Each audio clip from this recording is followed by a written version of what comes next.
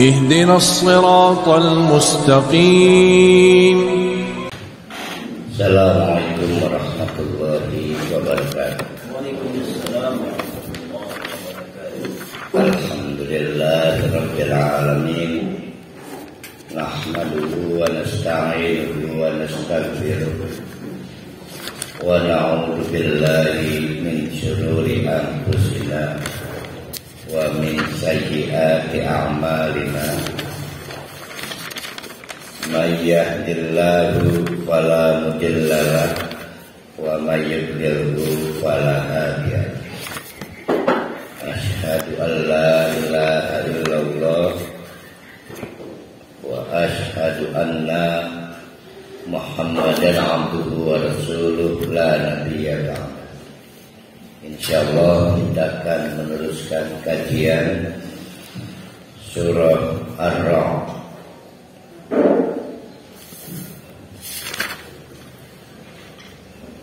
Kita akan mulai dari ayat ke-13 ya. Supaya satu paragraf tutup.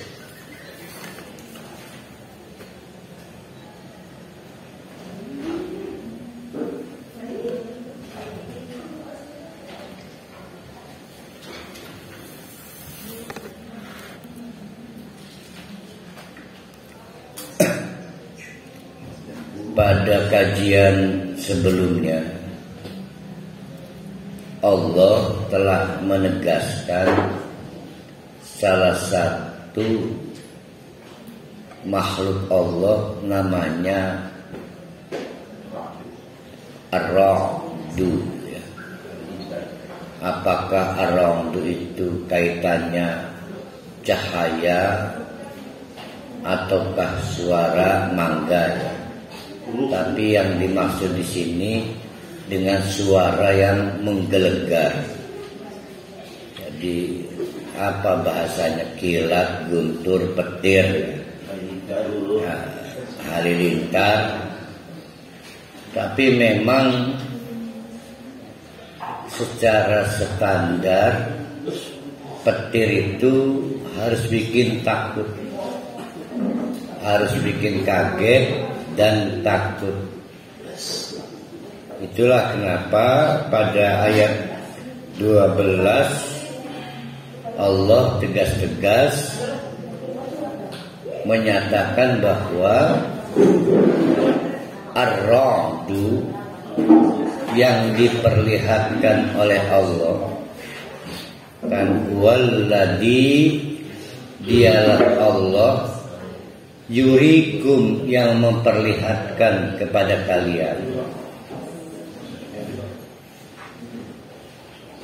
al-barqa dengan suara yang menggelegar itu, khaufan mestinya timbul rasa takut. Itu baru petir. Tapi jangan khawatir, pada sisi suara petir yang menakutkan itu Allah pada dasarnya juga menyimpan apa yang disebut dengan toman, kebutuhan yang kita harapkan. Ya, terlepas dari kajian fisika, kajian sains, ternyata memang petir itu salah satu energi, dan petir itulah bagian-bagian yang memang menjadi tahapan dalam rangkaian hujan. Jadi para ahli ilmuwan menjelaskan itu gelembung air di atas yang jutaan meter kubik yang belum terurai, masih homogen, masih terikat, seolah tugas petir itu nyenggol, memecah agar terurai, lalu rigel ning penancanan dalam bentuk partikel kecil. Maka dipelajari oleh ahli-ahli sains kebiasaan-kebiasaan itu. Oh, berarti bisa digeser ya, agar yang positif dan negatif itu aja yang perancangan lah, yang geser setitik dari percikan Madani pada ke sana. Kalau belok kiri ke Bon Kubil udahlah ke perumahan aja buat neng Yati Endah, maka tidak dapat kemudian diklaim ilmuwan bikin hujan. Ilmuwan mulai paham hukum-hukum Allah, bagaimana mendayagunakan petir menyenggol gelembung air di atas yang homogen jadi terurai. Jadi seluruh hal tentang ilmu pengetahuan yang diciptakan oleh manusia adalah setelah mempelajari sunnatullah, kebiasaan-kebiasaan, sampai ternyata para hal ini oleh dokter butuh ring, cincin ring, ali-ali, pirang-pirang pun. Nah itu bebisahan kan dari orang kampung kan, dari orang udah duit pengetahuan bebisahan. Nah ini yang akan kita bahas tentang bebisahan Allah kia gawe petir segala. Maka ayat kita pada pagi hari ini agak sulit ya, karena ini yurikum, diperlihatkan kepada kamu. Kamu itu manusia. Jadi Bu Neng Yati Endah, Pak Rohali, Pak Rusdi, Pak Faris Patata melihat 10 peristiwa petir.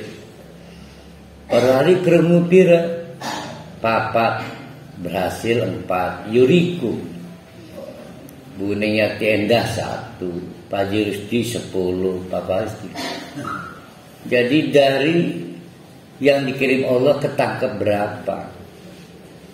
Ketangkep berapa? Yurikum, diperlihatkan terus menerus. Nah berarti rasa takut yang timbul akibat guntur adalah bagian dari kasih sayang Allah untuk mengetes masih normal urut. Kalau tidak punya rasa gemuruh di hati bahaya. Nah kita akan bicara di ayat berikutnya misalnya itu.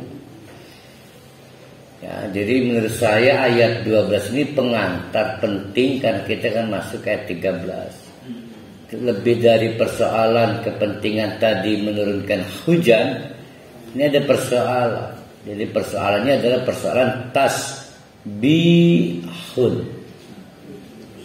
Sabbaha yusabbihu tasbih. Allah menjelaskan wa yusabbihu ar-ra'du bihamdihi.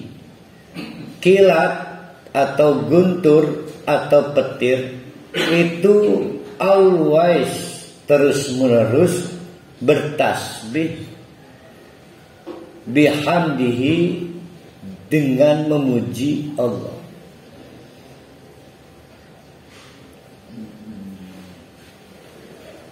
Wal malaikatu juga, malaikat sama, nggak pernah berhenti ketika haifati, ketika timbul rasa cemas, takut, was-was. Nah, titik dulu, ikamah dulu sih. Kenapa kita was-was takut? Ya Allah, kia apa maksudnya Allah kia? Kenapa sih ngasih kanker ke istri saya? Apa jawabannya Allah? Sing ure-ure baik tanda petik. Tidak semua maunya Allah sukses kita paham. Maka kita mengkritik, bertanya, menggugat, apa salah saya, apa kurang saya. Kanker, sakit, kejadian-kejadian yang min haifati, tidak menyenangkan. Dari was-was Tuhan. Pengetahuan kita terbatas. Memahami kenapa istri saya kanker aja terbatas.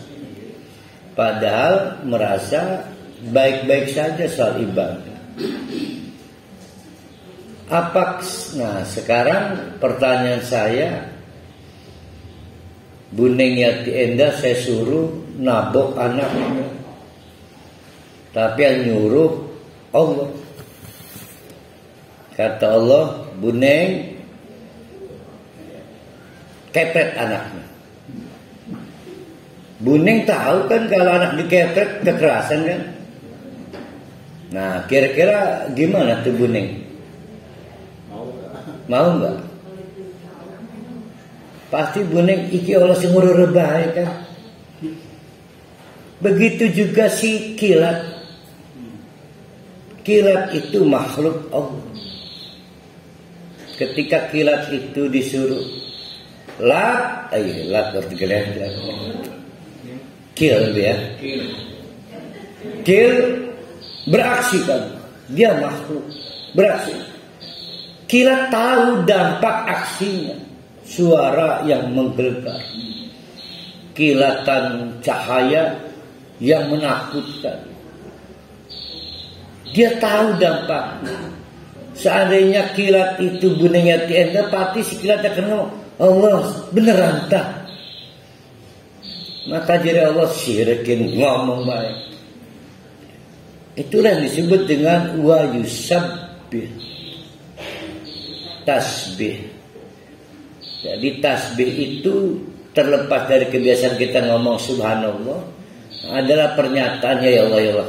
Saya nggak mengkritik, tidak mau banyak tanya, walaupun saya nggak tahu tujuannya apa, ya udah saya nurut aja. Itu yusabbih. Malaikat itu kata yusabbihu pertama kali dalam sejarah manusia. Pertama kali itu muncul dalam dialog Allah ngebriefing makhluk sebelum ditugaskannya jin. Yang dibriefing Allah ada jin malaikat, ada jin iblis. Kata Allah, renguakan bocah-bocah. Nanti akan ada newcomer, pendatang baru, namanya Adam. Nah si malaikat sepanjang hidupnya tradisinya pun nggak punya tradisi memilih. Dia hanya menjalankan yang diperintahkan Allah. Sementara Allah menjelaskan si Adam ini berbeda dengan malaikat, apalagi iblis. Dia boleh memilih apakah beriman atau tidak beriman, mau melaksanakan atau tidak melaksanakan. Maka malaikat kaget. Iki berbahaya Allah. Ting-ting kubating bokan merusak di muka bumi, menumpahkan darah. Maka kata Allah, so tahu kan yang kurang berbuat subhanallah. Kan janjikan itu. Maka malaikat menyatakan minta maaf, pengetahuan saya terbatas. Subhanaka ma ilma lana illa ma 'allamtana. Jadi subhana itu adalah pernyataan ampuran. Saya sekali-kali tidak punya maksud mengkritik engkau karena keterbatasan pengetahuan, sehingga nggak saya tahu arti kanker untuk istri saya. Saya nggak tahu arti kenapa tadi saya jatuh kepleset. Saya nggak tahu. Jadi sepuranya. Itu yusabbih. Maka Allah ingin membuktikan bahwa dirinya benar, malaikat yang maaf dalam tanda petik sok tahu. Dah dibuat tes. Ini apa namanya? Serabi bayi malaikat ruruh. Nabi Adam meruh ikut serabi. Dan nama-nama benda lain. Itu membuktikan bahwa Adam punya pengetahuan. Bisa adil ya, deal. Kan jalan ceritanya begitu. Itulah penggunaan kata subhan. Nah, si kilat juga sama seperti malaikat. Ya Allah, krunya sih wong Medan. Wis lah aja kau mau kilat beraksi di Medan. Maka malaikat dikerahkan. Kata malaikat, krunya wong Medan ya. 10 kali kilat per hari ya. Ada teri Medan, ada kilat Medan. Ya teri Medan. Tapi kata kilat, ya udah saya nggak tahu maksud Allah lah. Saya tahu dan tidak tahu, udahlah saya laksana. Sami'na wa ta'na. Maka kata Allah, lihat, ar-radu saja yusabbihu. Begitu juga panitia-panitia lain, petugas-petugas Allah yaitu malaikat. Jadi jangan coba-coba ngomong yusabbihu masih ngegrundel. Kita tidak mungkin sukses memuji Allah kalau belum bisa mengalahkan diri sendiri. Ya Allah, saya yang salah, Engkau selalu benar. Saya terbatas ilmunya, Engkau yang Maha tahu. Wa bihamdihi. Maka kita kalau tasbih itu sebetulnya adalah preambul memuji. Langkahnya kan begitu. Di apa itu? Sujud apa ruku itu? Sudah sujud pada ruku itu. Subhanakallahumma wa bihamdika. Kan selalu gantiannya begitu. Orang kalau pengen memuji sesuatu tanpa batas, ya harus mengalahkan diri sendiri bahwa yang sedang dipuji tanpa kritik. Maka hanya Allah, nggak mungkin Pak Jokowi dan nggak mungkin siapa. Kan ada biasa di peraturan perusahaan itu, pasal 1, bos tidak dapat dipecat. Peraturan 2, anak buah akan diberi sanksi kalau melanggar. Peraturan 3, kalau bos melakukan pelanggaran kembali ke pasal 1. Ya tidak dapat disalahkan. Bolak-balik. Tapi itu hanya boleh untuk Allah. Nah, ar-radu juga sama makhluk Allah. Nah, malaikat telah membuktikan tadi di peristiwa Adam. Pernah dulu Ali bin Abi Thalib tahun keberapa itu Hudaybiyah itu? Tahun ke-8. Itu kan memori sahabat itu kan udah segondok-gondoknya uang lah. Ini uang-uang Mekah itu. 3 perang sudah dilalui. Badar, apa terusnya? Ahzab, satunya lagi apa itu? Yang Paris apa? Khandaq. Nabi merespon perlunya resolusi, perjanjian. Berat hati ketika Ali diutus, tapi harus nurut baik. Tambah gondok ketika cara menuliskan diktumnya tidak fair. Ali minta Muhammad Rasulullah. Tapi kan teman-teman Mekah, emang Muhammad siapa? Yang kami tahu Muhammad bin Abdullah. Murah itu Ali. Dicelup Nabi sisir mah. Sampai rubisnya kamu terbatas motornya. Maka Ali berteriak subhanallah. Nah, sama. Ya, saya terbatas pengetahuan. Nurut yang nulis kan memang kan dibuktikan kita menang. Ada batas pengetahuan kita. Nah, terlalu sering kita mengkritik Allah, nggak boleh. Maka disebut belum tasbih. Nah, saya subhanallah ini murahan sekarang. Jadi uang endah kederang Islami. Subhanallah. Apa sih ini subhanallah? Subhanallah itu diucapkan oleh orang yang berat menerima sesuatu tapi mentok. Nggak ada yang bisa dikritik. Bagaimana mungkin tembekan antri 5 jam BJB ngambil duit, ngomongin 1 juta mana? Potongan sekarang tinggal 150. Ke pasar lalu pengen tuku sepatu guna anak, necelek. Si anu itu, marahin siapa kok? Subhanallah. Berketanjak maksud Allah kita. Itu subhanallah itu di situ. Jadi nggak ada yang bisa mengobati kedangkalan pikiran kita kecuali subhanallah. Diserta aku lah. Berketanjak maksud Allah kita. Tapi berat, makanya pahalanya besar. Itu subhanallah. Nah selama ini subhanallah prakteknya gimana? Kayak gimmick kan? Ya, apa aja gimmick? Gimmick itu yang untuk fitness segala itu. Nggak cuma game ya. Gimmick itu apa ya gimmick ya? Komunikasi fisik. Subhanallah. Lagi subhanallah apa?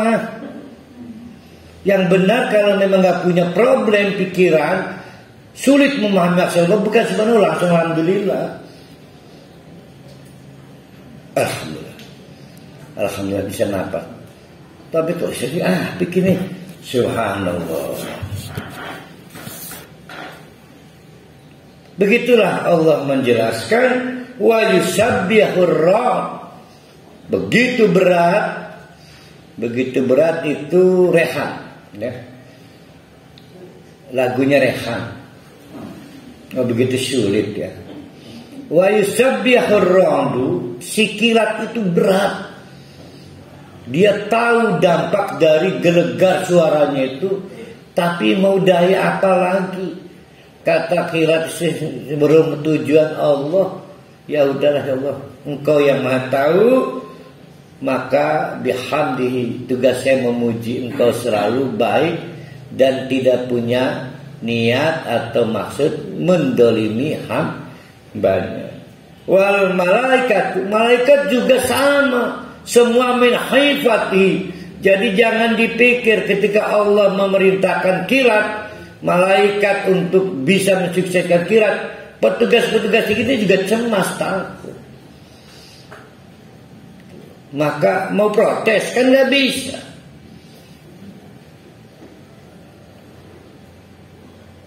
Jadi di behind scan, di balik dapur sebelum terjadi petir lumayan berat kan. Bisa lebih krunya kita nih wis pating buyuk wong Medan banyak jantung misalnya wong kurbe. Setelah kita ini petugas Allah dalam apa sih kita nggak tahu apa-apa.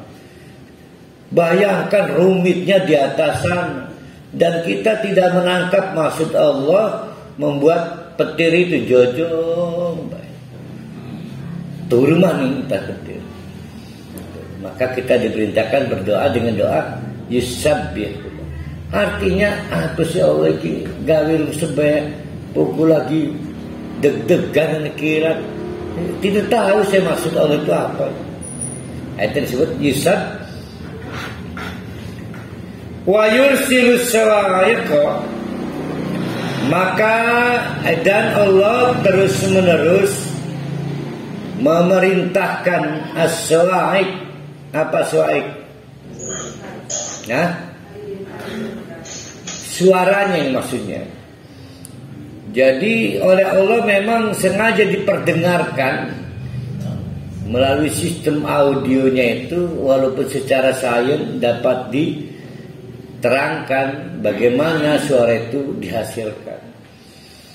Biha dengan suara-suara itu fayusibu biha, maka dari apa yang dihasilkan dari audio itu Allah pengen yursilu.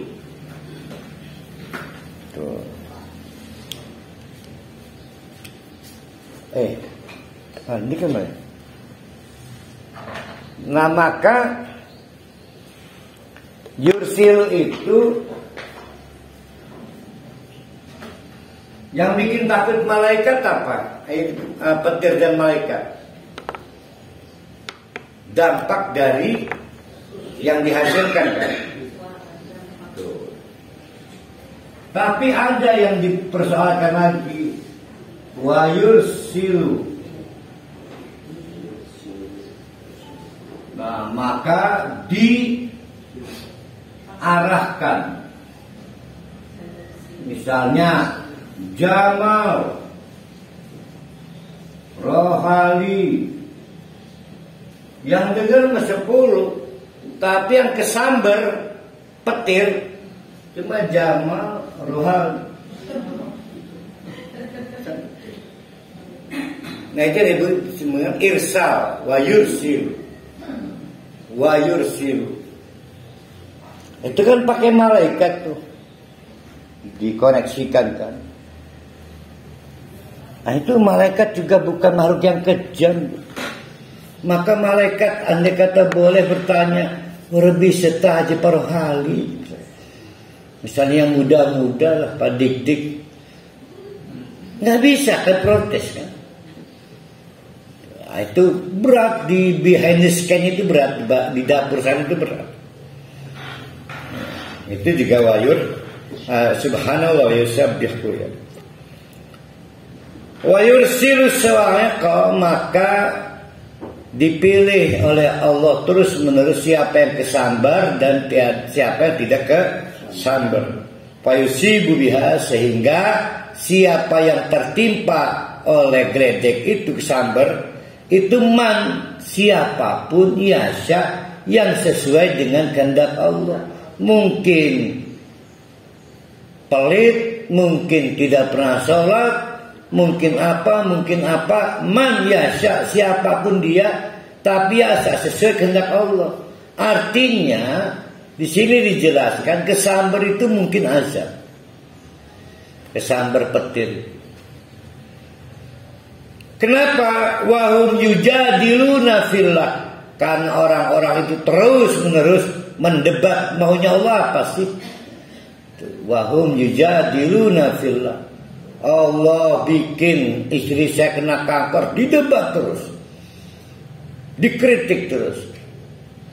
Bermujadalah dengan Allah itu taken kontrak azab. Ya, nggak boleh bermujadalah dengan Allah. Allah, apa gunanya saya sholat? Nyatanya anak kita bungsut kak, ya, tiba aja. Nggak boleh mempersoalkan tindakan Allah. Jadi Allah itu bukan anti kritik, tapi memang tidak ada yang bisa dikritik. Karena kita tidak tahu batas, karena pengetahuan kita terbatas. Nah itu disebut wahum yujadiluna fillah. Bisa nggak kita akhirnya nengok orang, aduh musibah kan, belang kabeh kan kesambar. Kok garan gak jangan debat Allah baik, akhirnya kena azab wani. Nah, tapi kan di sini tulisannya begitu. Wallahu syadidul mihal. Allah itu dahsyat. Ya. Apa al-mihal itu?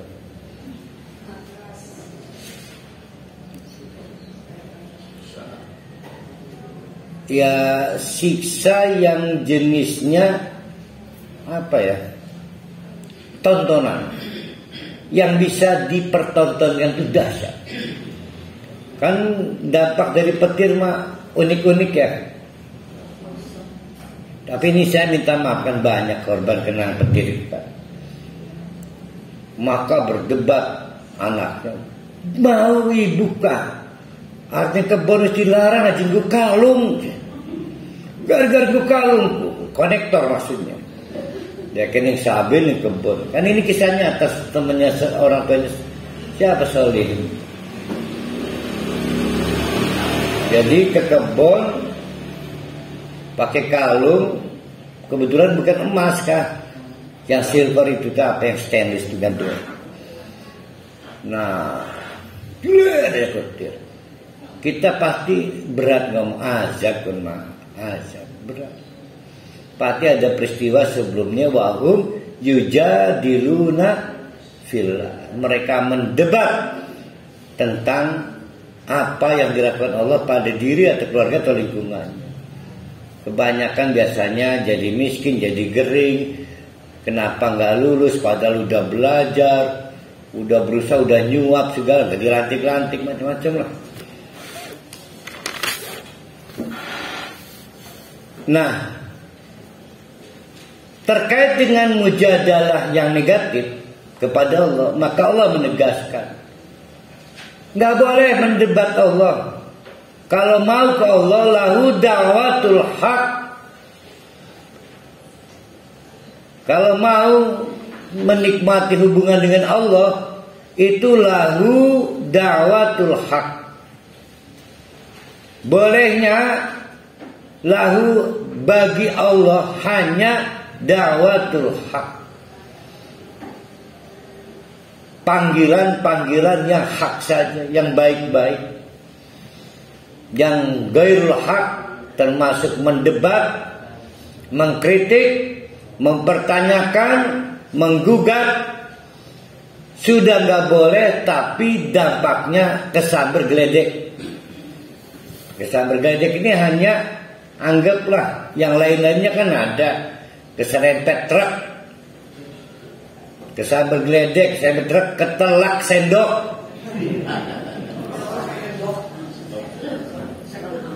Kan tadi yang mesti ngurus baik. Iya tadi, lah yang terserah Allah. Kesan bergeledek. Gaya sendok kena es krim kak, dikemot-kemot kalau juri saya ketolak, kecil kan.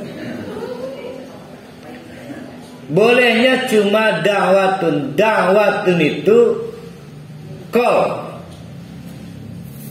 panggilan. Maka dipanggil Allah, maka Allah menyapa kita. Kita memanggil, Allah merespon. Allah memanggil, kita merespon. Bedanya kalau saya panggil Allah, paling 0,0,0 detik lah. Langsung Allah itu nyapa, yes. Allah manggil per hari, roh, mungkin delay. Kata Allah, no problem. Yang penting respon. Maka Allah merespon dengan disebut ijabah. Tapi boleh jadi para hari istijabah. Karena ada dua. Karena ada delay. Jadi kalau ada da'a, berarti ada ijabah, ada istijabah.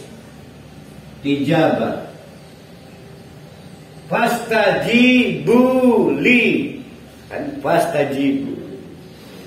Ada respon seketika,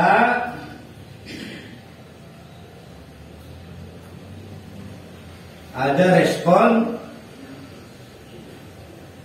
bertahap lah, saya buat yang halus. Ini pasti Allah ini, pasti Allah ini. Ini pasti mungkin Simana, Jama, Radit, tapi kata Allah no problem, gak ada masalah.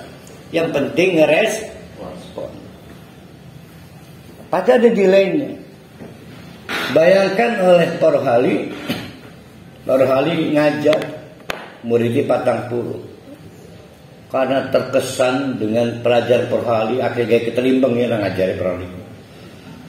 Maka para murid 40-nya bertanya, kira Pak Rohali siji-siji ke kabeh ngomong, siji. Ayo, mulai dari Wati, nanti nomor 40 Wita, satu.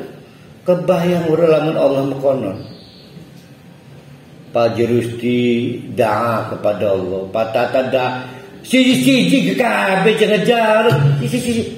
Lah bermiliar manusia dan makhluk Allah berapa itu? Kebayang enggak?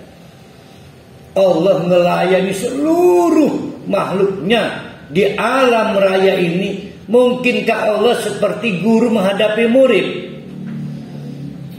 Bahkan gak usah guru, saya punya 3 anak, tetenya ngomong, yang paling bungsu kan gak mau kalah, bapaknya gak bisa dengerin, tan, biarin tetenya ngomong dulu. Mungkin gak Allah ngomong, Pak Faris gede pit kesing iki bet arep mati gede pit kece. Mungkin gak itu? Kayak apa ya Allah ya? Ya Allah ya. 1000 ikut open bidding, yang dicari 2, 1000-1000-nya ngedoa lewat kiai aja. Kan jedok kan di langitku. Transmisinya kan penuh kan. Allahu Akbar. Tapi yakinlah Allah itu tidak butuh waktu, langsung nyampai. Apa Pak Rizki apa? Giliran Allah memanggil, harus di saya buka ingat teman. Itu namanya delay. Maka disebut istijabah. Jadi kalau ijabah itu kontan. Nah bayangkan Pak Solihin kawin maning, kata wali nikahnya, orang tua si perempuan, maukah engkau saya nikahkan dengan saya? Bedepet saya masih horok. Nah namanya bukan ijab kabul, namanya istijab kabul. Waktu bisa dikeroyok sekampung nih. Jadi udah akad nikah, saya nikahkan Rohali dengan anak saya Vanessa Angel. Nanti saya istiara dulu. Namanya bukan ijab, istijab. Maka disebut ijab. Kudu berjawab mengkui istiara dipit. Bahkan nunda baik dipit arti abi dipit. Oh dikeroyok. Itu namanya istijab. Kata Allah, lahu da'watul haq. Bolehnya kita mendebat, nggak boleh. Mikir kotor Allah nggak boleh. Boleh manggil aja, bolehnya baik-baik aja. Waladina yad'una min duni katuran. Kalau orang-orang Allah megatilah. Pengen sih baik-baik aja. Ngedoakan Pak Jokowi kena sakit perut nggak boleh. Mendingan kita minta selain Allah lah, ada Tuhan lain. Katuran kata Allah. Waladina yad'una min duni. Orang-orang yang mengambil jalan pintas berdoa kepada selain Allah, itu dijamin la yastajibuna, walaupun bertahap tidak akan terijabah. Walaupun bertahap, sudah bertahap tapi tidak terrealisasi. Allah mengejawab itu nggak pakai tahapan. Seketika Pak Haji Rusdi minta muda, sekarang dikasih. Nah Pak Haji Rusdi keterbatas pengetahuannya, nggak tahu kapan. Kok saya masih segini aja? Itu mah pengetahuan Pak Haji Rusdi yang terbatas. Nanti ketemu Allah di akhirat, saya minta muda kok belum dikasih. Ya Pak Haji Rusdi kan nggak tahu. La yastajibuna lahum bisyai'in illa kaba siti kaffaihi. Itu kecuali kayu mekenen ke kabasi, ngambil air di baskom kudune dempet te mekenen. Nah mekenen basit, mekenen apa kok dempet. Nah ini mengambil air je, udah benar tuh kecau dia nu akan yang lain kenen. Lah begini kan nih. Sia-sia itu lagu siapa kan? Nyung bengen ka Purwokerto ka. Mayang Sari. Nyung bengen ya, Mayang Sari. Luar biasa. Kaba siti kaffaihi ilal ma, seperti orang yang merenggangkan telapak tangannya tapi untuk mengambil air. Lihat logofahu diarahkan untuk facial face mukanya, mencuci muka. Wa ma huwa bibalighi mal bakal nyampe banyune lah kaya wong apa ya, wong dungu, wong jendel kan.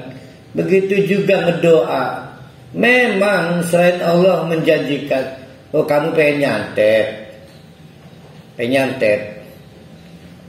Iya, kemarin saya datang ke Allah nggak mau melayani. Ada plang di tulisannya, tidak melayani doa jelek.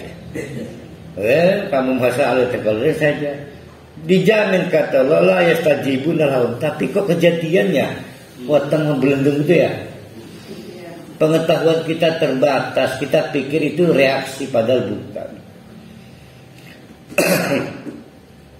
Wa ma du'aul kafirina illa fi dhalal. Doa orang-orang yang mengambil jalan pintas yang kafir itu doa yang kesasar karena salah datang pada agen. Jadi mau ke Medan pakai bis Rosalia ke Madiun.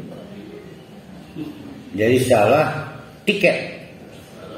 Pak Juru mau ke Medan naiknya apa mestinya? Bisnya ALS, NPM. Ini mah saking nggak pernah ngelihat bis mewah kan ke Medan nggak ada kayak Rosalia Indah kan.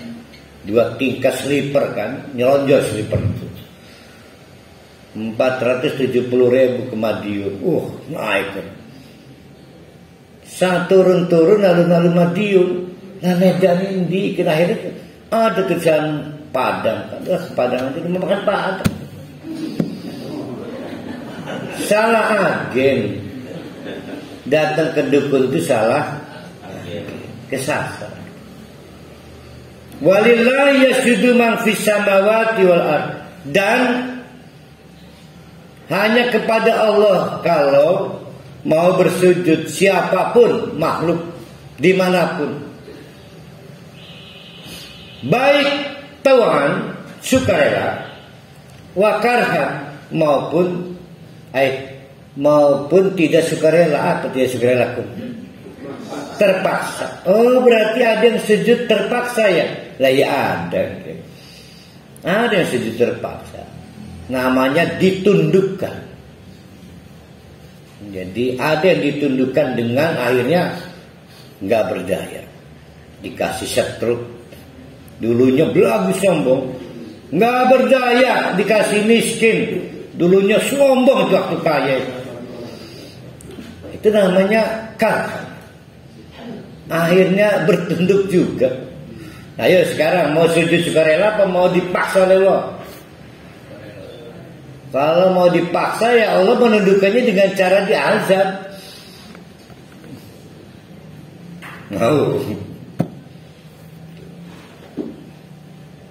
Maka jangan mendebat Allah. Jangan curiga seudon pada Allah. Salah satu bentuk mendebat dan curiga pada Allah itu semangat sholat kalau dapat rezeki, nggak semangat sholat kalau lagi nggak dapat rezeki. Itu namanya tidak full pada Allah. Sama mendebat juga kan ada debat halus, debat sporadis, debat radikal. Walillahi yasjudu man fis samawati wal ardh taw'an wa karhan. Ada yang akhirnya sujud juga setelah dipaksa. Wa dilaluhum. Nah ini yang mau saya gambarkan. Perhatikan, aneh kalau ada orang tidak mau sujud kepada Allah, tidak mau nurut, gak mau ngedebat pada Allah. Aneh. Padahal wa dilaluhum, bayangannya saja ini lagu nikah Stria, samar bayangan. Wadi lalu bayangannya saja itu sujud, baik pagi maupun petang.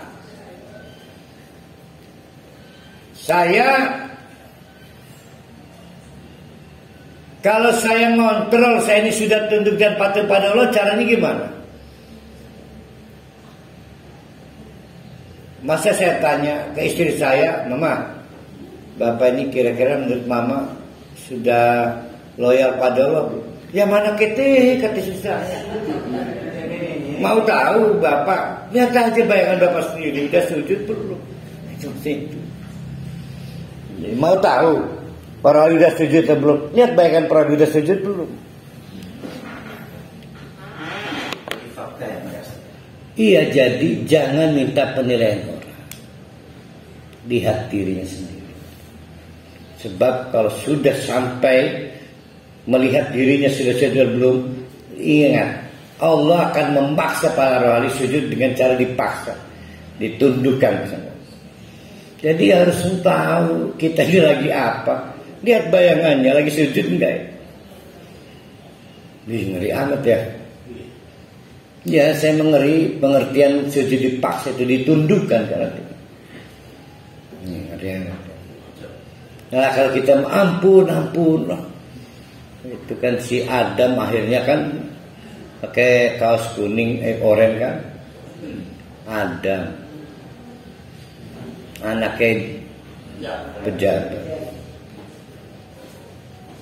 Nah sekarang Allah ingin membantu kita memahami apa sih yang bikin sulit tunduk dan patuh pada Allah. Apa?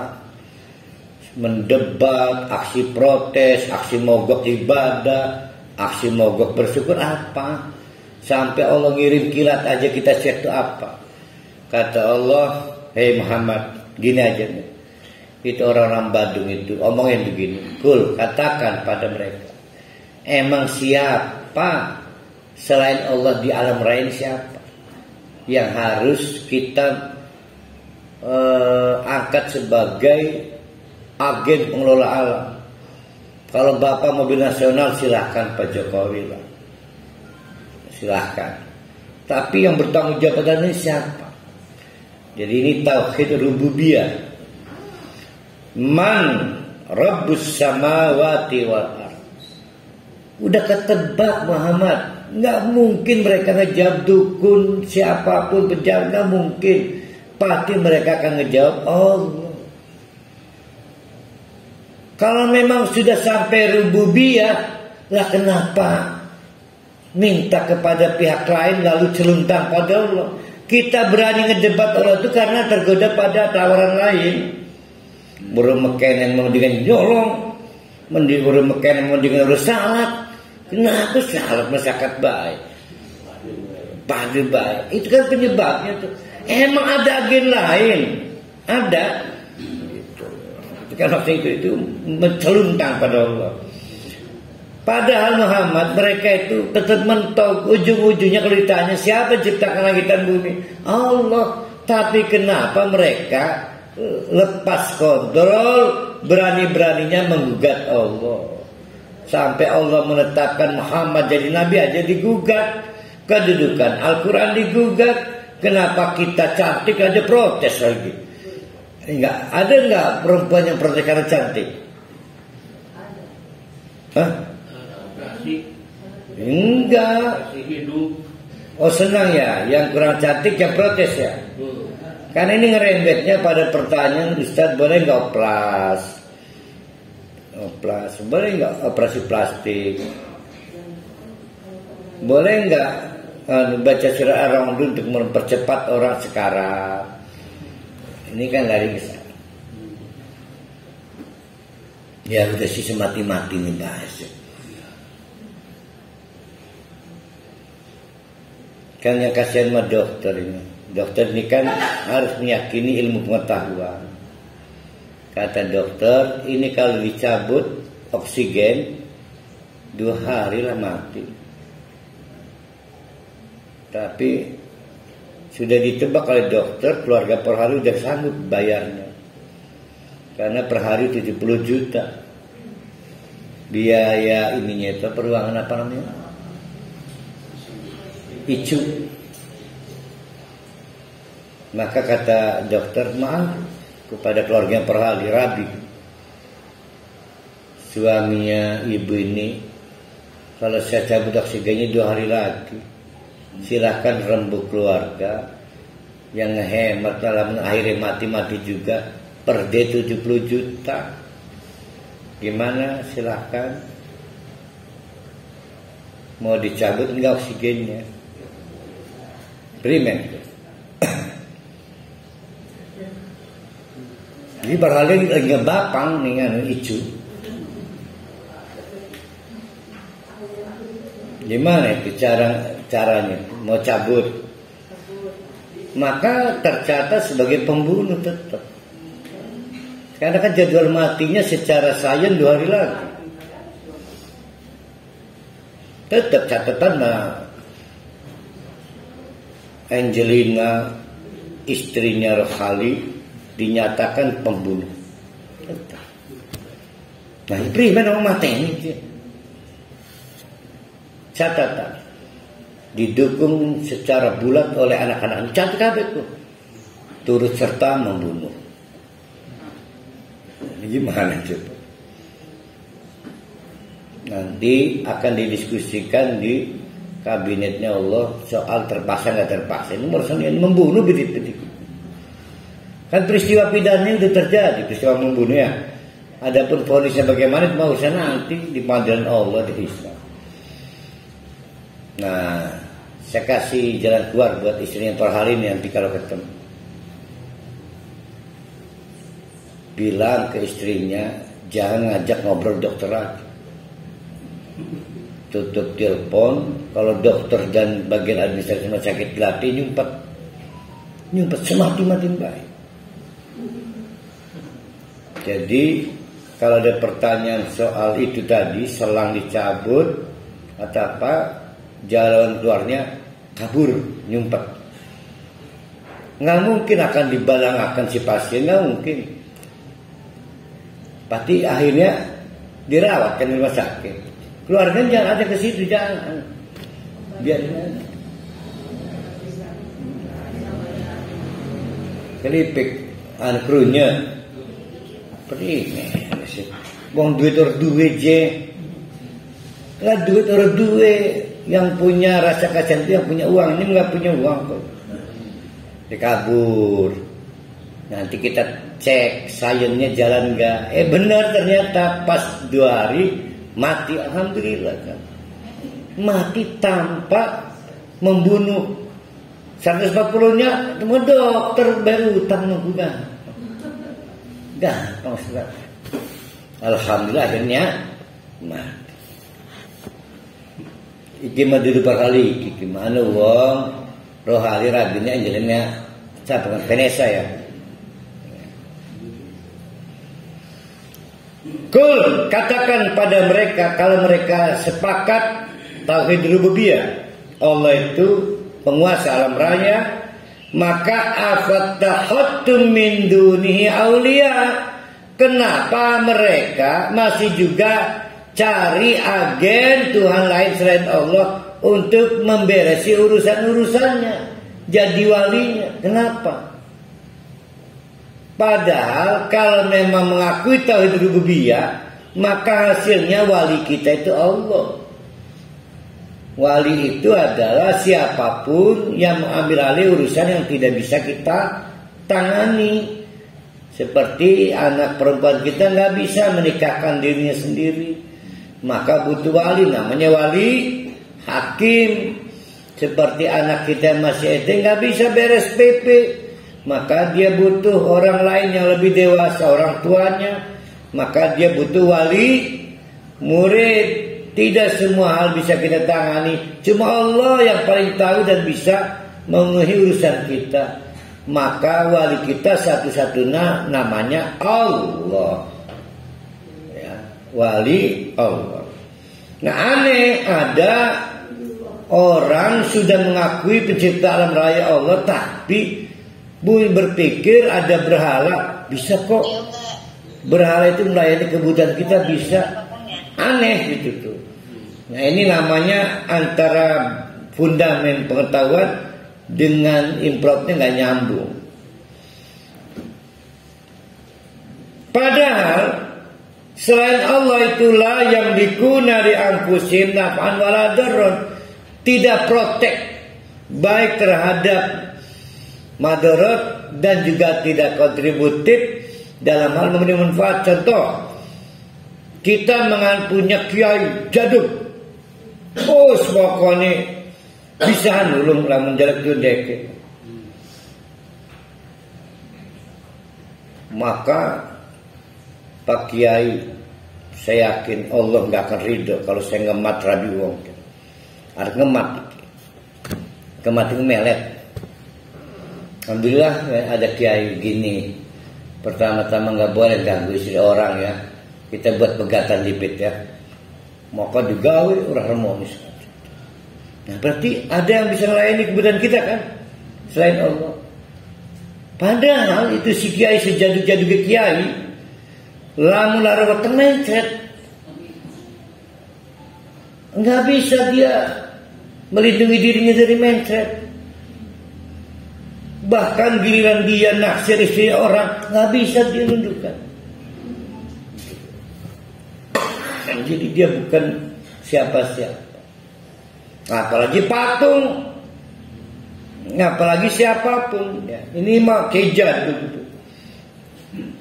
Kul, oleh karena itu katakan pada orang-orang ketelembang itu, udah ya, hal yastawil amal wal basir, sama enggak orang buta dengan orang melek? Sama enggak? Enggak sama. Yang melek mah tahu diri, enggak berani ngedebat Allah. Yang buta mah yaitu celuntang pada Allah, sampai berdoa pada Allah. Macet maka ganti agen, ganti frekuensi, ganti saluran. Bahkan cara sholatnya dibikin beda, cara puasanya dibikin beda, karena dianggap yang versi Nabi Muhammad tidak efektif memenuhi kebutuhan selera dia. Dia nggak terima 1 bulan di 10 juta, pengen 1 juta, maka digawe ada nih pengembang selawat namanya selawat fulus. Kan sama aja itu, mendebat Allah. Padahal kata Allah wisi sing Nabi Muhammad makanya semua orang mantep sing Nabi Muhammad. Kan sama aja mendebat itu bentuknya beragam. Jadi bid'ah itu bagian dari cara mendebat Allah. Bid'ah ya kan berarti lebih funky kiai daripada kepada Nabi Muhammad yang menjadi perwakilan Allah dalam hal suri tauladan ibadah kita. Amhal tastawi adulumat wan nur, sama juga, sama enggak orang sing pepetengan kelan wong pepadangan. Pepetengan karena gelap gulita, pepadangan karena terang benderang. Ya tetap nggak sama lah. Lamun peteng nabrak, lemari ditabrak, rabi uang dicekel, acak-acakan. Wah, acak-acakan. Am hal tastawi dulun wan nur, am ja'alu lillahi, nekat mereka menjadikan untuk Allah syuraka, ada kompetitor, ada pesaing ya, kiai yang menawarkan versi baru ibadah, kendati pun Nabi tidak mengajarkan, adalah turunan dari bagian protes pada cara-cara yang sudah dibakukan oleh Allah melalui Nabi Muhammad. Sama yujadiruna juga. Maka kata Allah, Muhammad katakan juga pada mereka, emang mereka mau bikin kompetitor untuk Allah. Khalaqu ka khalqi, seolah-olah ciptaannya sama dengan ciptaan Allah, seolah-olah contoh ibadahnya sama dengan contoh Nabi Muhammad.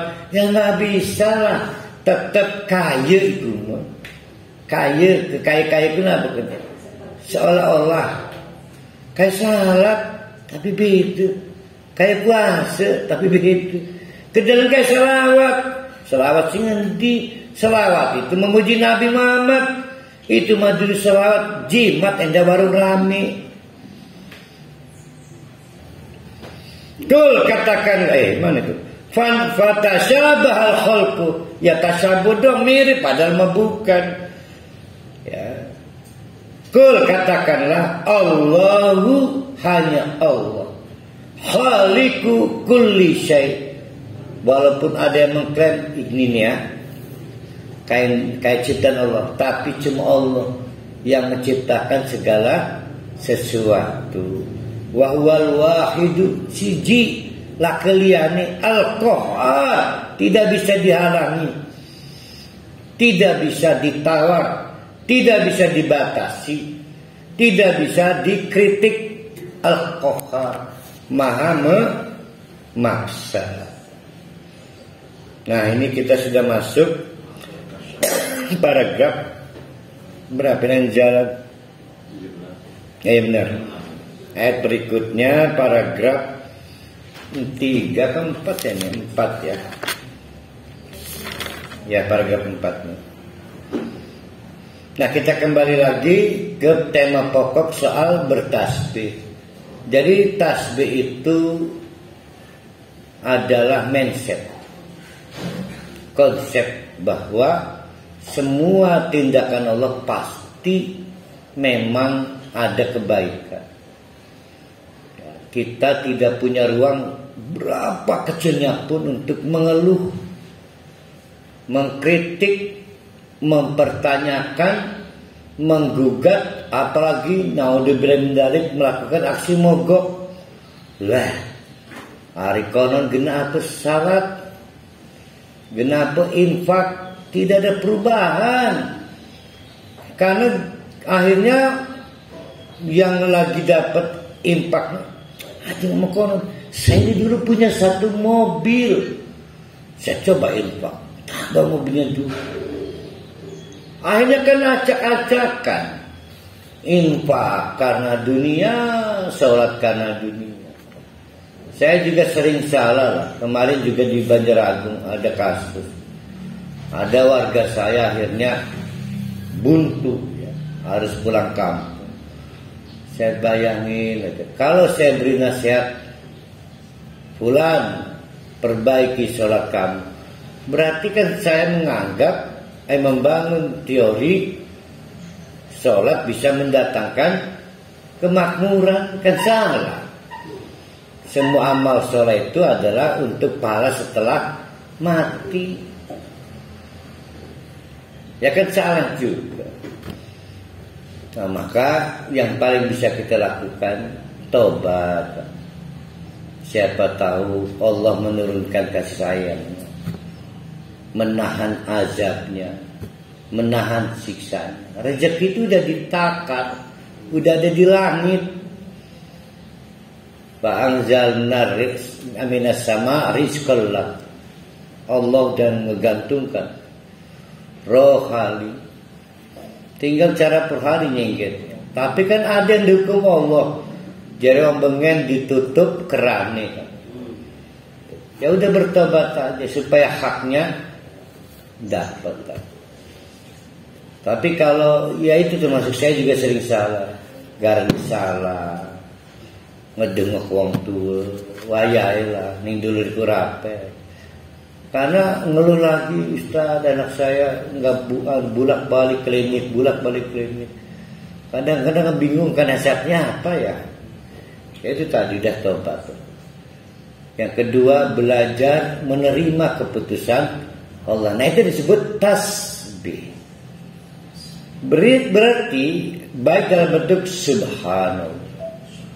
Subhanallah, berat memang. Berat. Tapi saya akui saya nggak punya hak untuk mendebat Allah. Berat. Tapi kalau lagi nggak ada apa-apa, jangan ngomong subhanallah. Lagi apa? Abang-abang lamis. Lagi apa ini? Wah, gila, mobil bagus amat ya. Subhanallah, nggak ada yang lebih bagus dari Allah. Subhanallah. Jadi jangan jadi gimmick. Ya, jangan jadi apa ya? Ada kan yang orang kayak gitu kan? Subhanallah. Nah, satu. Bagaimana Ustaz kalau kalimat thayyibah? Kalimat thayyibah. Nah, kalimat thayyibah itu lafal-lafal yang baik daripada ngomong sing ure-ure. Misalnya ngobrol ngegibah, mendingan baca kalimat thayyibah. Pilihannya banyak. Alhamdulillah, Allahu Akbar, Subhanallah. Berarti bacanya waktu apa itu?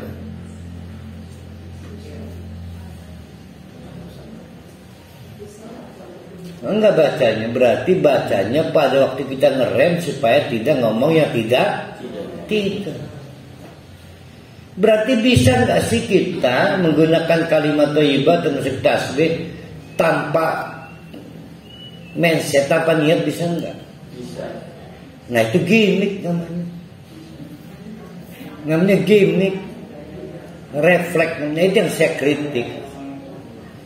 Jadi sebenarnya janganlah. Hanya bisa tapi sirsa.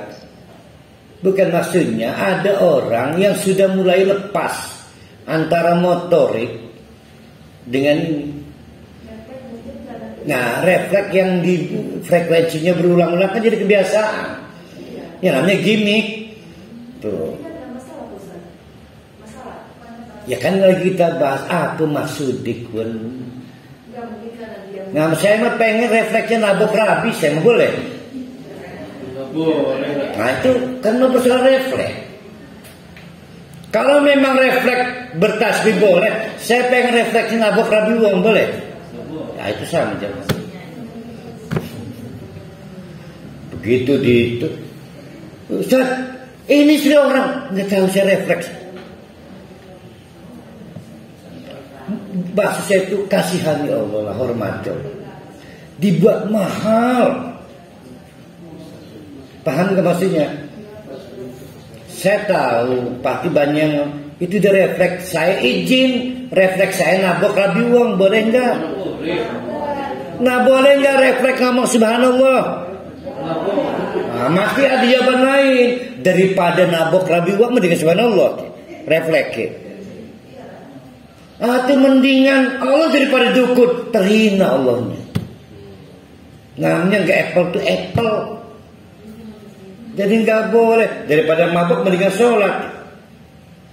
Nggak boleh kayak begitu. Ini mahal banget Allah. Mahal. Jadi mulai belajar mengontrol motorik, pikiran. Nah itu yang kemarin kita perdebatkan soal ibu memasak sembari mendengarkan murotal. Jangan gitulah. Berhenti memasak, ambil air wudhu ke lagi suci, lalu dengarkan murotalnya. Jangan sambil main HP. Semua ada adabnya gitu. Luar. Itulah gandengan sebenarnya dengan alhamdulillah. Ar-rodu petir itu berat. Di dapur itu berkecamuk. Andai kota yang berdebat di jalan Medan sih, ini aja saya biasa. Tapi kata malaikat, kata apa daya kita petugas Allah. Kita laksanain itu. Maka jelegar. Sama dengan kita orang tua diperintahin nabok anak oleh Allah. Berat kan? Gimana kalau ada perintah begitu? Walaupun nggak mungkin. Berat nggak tuh? Nah sekarang kata Allah, wakafkan harta kamu. Ayo. Nah di situ subhanallah. Subhanallah. Saya harus menginvestasikan yang saya perjuangkan. Berat. Jadi sesuatu yang berat harus dijawab dengan subhanallah. Lebih dari ucapan bibir, subhanallah itu adalah konsep pikiran. Allah tidak boleh dikritik, tidak boleh didebat, tidak boleh direaksi dengan aksi mogok segala, unjuk rasa, percuma sholat, percuma ini, jangan. Sebab Allah menjanjikan azab, namanya kesamber geledek. Aku qouli hada wastaghfiru innahu ghafurur rahim. Assalamualaikum warahmatullahi wabarakatuh.